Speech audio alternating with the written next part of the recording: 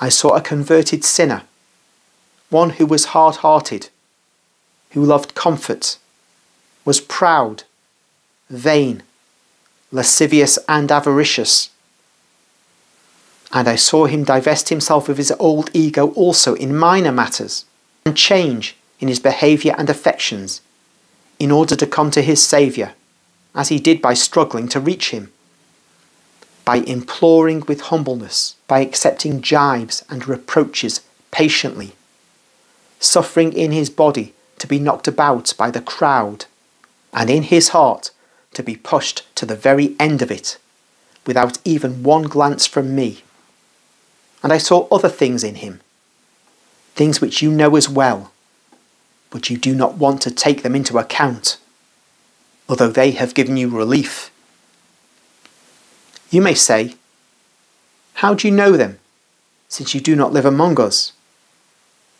I reply, "As I read the hearts of men, so I am aware of the actions of men, and I know how to be just and reward in proportion to the distance covered to reach me, to the efforts made to uproot the wild forest which covered the spirit, to improve it, eliminating what was not the vital tree, and making it the king of one's ego, surrounding it with plants of virtue, so that it may be honoured, and watching that no animal that is unclean because it creeps, or is eager for corruption, or lascivious, or idle, the various wicked passions, should nestle in the thicket.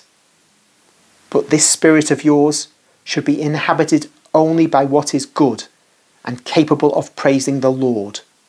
That is, supernatural affections, singing birds and meek lambs willing to be sacrificed, inclined to perfect praise out of love for God. And as I noticed Zacchaeus' actions, thoughts and labour, so I noticed that in this town the love of many people who have acclaimed me is more sensitive than spiritual.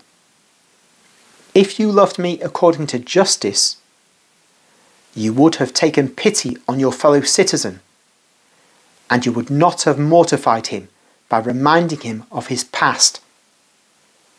That past that he has cancelled, and God does not remember, because he does not go back on forgiveness granted, unless man sins again. And he is judged again only for the new sin, not for the one already forgiven.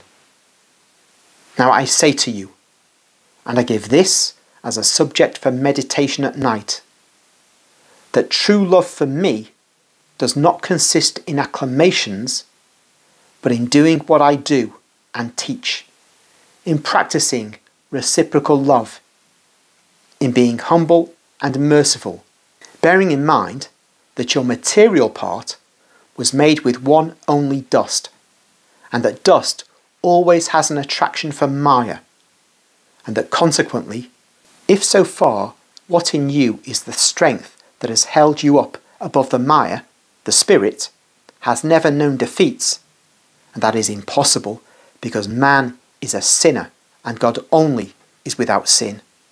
In future, your spirit might have to admit defeats, and in greater number and gravity than those of the old sinner now reborn to grace.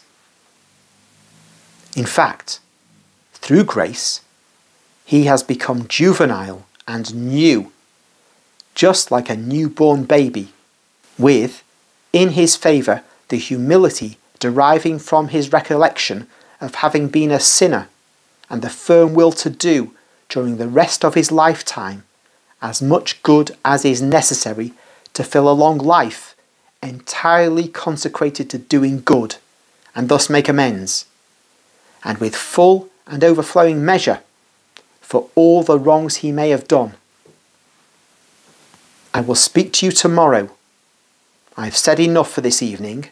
Go and bear in mind my warning, and bless God, who has sent you the doctor, who amputates your sensuality hidden under a veil of spiritual health, like hidden diseases that corrode life under a veil of seeming health. Come, Zacchaeus. Yes, my lord. I have only one old servant, and I will open the door myself, and with it my deeply moved heart. Oh, how moved it is because of your infinite goodness. And after opening the gate, he lets Jesus and the apostles go in, and leads him towards the house through the garden, now turned into a kitchen garden. The house also has been stripped of all superfluous items,